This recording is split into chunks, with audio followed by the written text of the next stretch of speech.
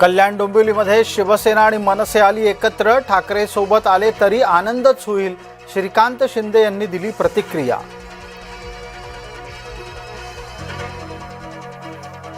कल्याण डोंबिवलीतला निर्णय स्थानिक नेतृत्वाचा. स्थानिक ठिकाणी युती आघाडी होतच राहते, बाळा नांदगावकर यांची प्रतिक्रिया. मनसे हा एक स्वतंत्र पक्ष आहे, ते आपला निर्णय घेऊ शकतात, अनिल परब यांचं वक्तव्य.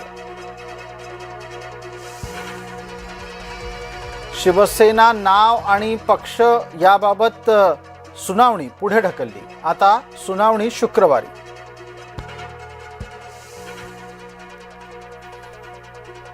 पक्ष तसंच नाव आणि चिन्ह आपल्याकडेच राहील, मंत्री संजय शिरसाट यांना विश्वास. ठाकरेंसोबत गद्दारी करणाऱ्यांना माफी नाही, घणसोलीत झळकले फलक.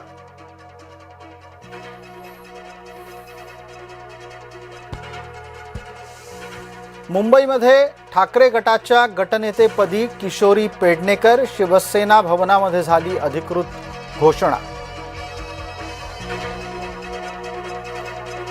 महापौर पदासाठी शिंदेंना कोणी धूप घालत नाही, संजय राऊत यांचा दावा.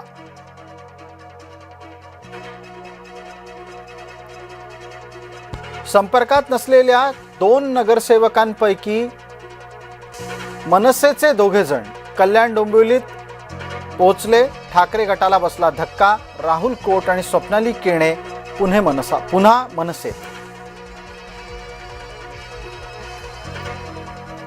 चंद्रपूर काँग्रेसचे 10 नगरसेवक भाजपाच्या संपर्कात. भाजपा आमदार किशोर जोरगेवार यांचा दावा.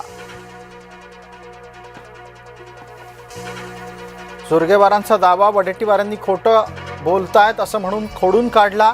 भाजपाचे नगरसेवक काँग्रेसच्या संपर्कात असल्याचं वडेट्टीवारांचं मत.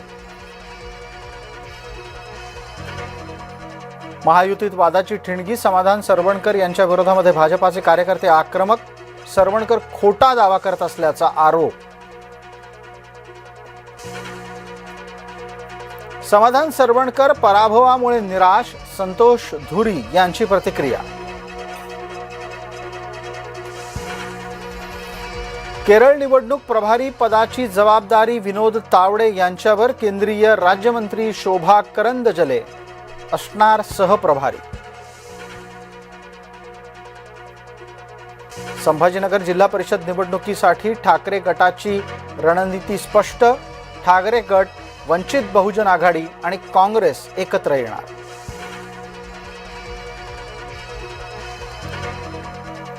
जिल्हा परिषद आणि पंचायत समितीच्या निवडणुकींच्या बाबतीतली सुनावणी.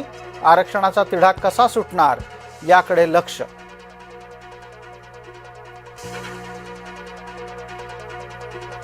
माजी मंत्र्यांची मुलं जिल्हा परिषद निवडणुकांमध्ये उतरली. इंदापुरात तेच चित्र, तर दत्ता भरणेंचा मुलगा श्रीराज मैदानात.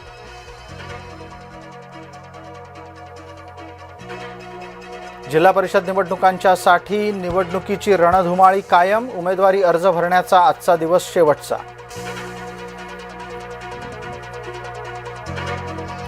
लाडक्या बहिणींच्या ई-केवायसीचा मुद्दा ऐरणीवर. अंगणवाडी सेविकांच्या मार्फत होणार ई-केवायसीची पडताळणी.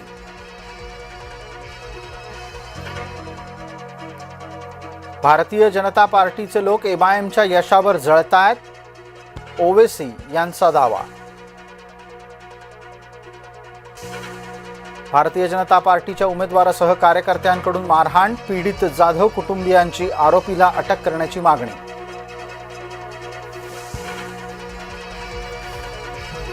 सीमावादाचा मुद्दा सुटणार का याकडे लक्ष. महाराष्ट्र कर्नाटक सीमा प्रश्नी अखेर 8 वर्षांनंतर सर्वोच्च न्यायालयात होणार सुनावणी.